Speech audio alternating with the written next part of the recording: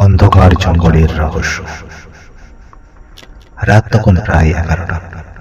চারপাশে নিস্তব্ধতা, শুধু ঝিঁঝি পোকার শব্দ। অভ্র তার বাইকটা থামালো একটা পুরনো জঙ্গলের সামনে। এই জঙ্গলটার নাম কালো ডাঙ্গা বন। লোকমুখে শোনা যায়, যে একবার এই জঙ্গলে ঢোকে সে আর আগের মতো ফিরে আসে। কিন্তু অভ্র এসব কথায় বিশ্বাস করে না। তার হাতে একটা পুরনো মানচিত্র, যেটা সে পেয়েছিল তার দাদুর কাছ থেকে। দাদু মারা যাওয়ার আগে শুধু একটা কথাই বলেছিল, এই জঙ্গলের ভিতরে একটা সত্যি লুকিয়ে আছে, কিন্তু সাবধানে যাস। অভ্র সেই কথার মানে বুঝতে চাই। সে মোবাইলের টর্চটা জ্বালিয়ে জঙ্গলের ভিতরে ঢুকে পড়ল। কিছু দূর যাওয়ার পরে সে বুঝতে পারল, এটা কোনো সাধারণ জঙ্গল না। গাছগুলো অদ্ভুতভাবে বাঁকা, হাওয়া নেই, তবুও পাতাগুলো নড়ছে। হঠাৎ পিছন থেকে একটা শব্দ, খরর খরর। অভ্র থেমে গেল। সে ধীরে ধীরে পিছনে তাকালো, কিন্তু কেউ নেই। হয়তো কোনো পশু, নিজেকে বোঝালো সে। আরো একটু এগোতেই সে একটা পুরনো ভাঙা মন্দির দেখতে পেল।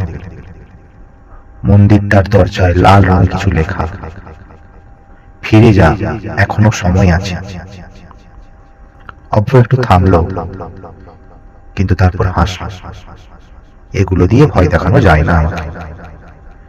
সে ভিতরে ঢুকে পড়ল। ভিতরের মধ্যে একদম অন্ধকার। হঠাৎ তার টর্চটা ঝিমঝিম করতে শুরু করলো। আর ঠিক তখনই মাটির নিচ থেকে একটা কণ্ঠস্বর ভেসে এলো, তুই কেন এসেছিস? অভ্রের গা কাঁটা দিয়ে উঠল। সে চারিদিকে তাকাতে লাগল, কিন্তু কেউ নেই। আবার সেই কণ্ঠ, যে সত্যি খুঁজছিস সেটা জানলে তুই বাঁচবি না। অভ্র আবার একটু ভয় পেল, নিজেকে সামলে নিল। সে টর্চটা মাটির দিকে ধরল, আর ঠিক তখনই সে যা দেখল তা দেখে তার হাত পা কাঁপতে শুরু করলো। মাটির নিচে একটা মানুষের হাত ধীরে ধীরে নড়ছে। অভ্র কি সত্যি সেই রহস্যের মুখোমুখি হতে চলেছে, নাকি এটা তার জীবনের সবচেয়ে বড় ভুল? জানতে হলে অপেক্ষা করুন। আসছে পর্ব 2।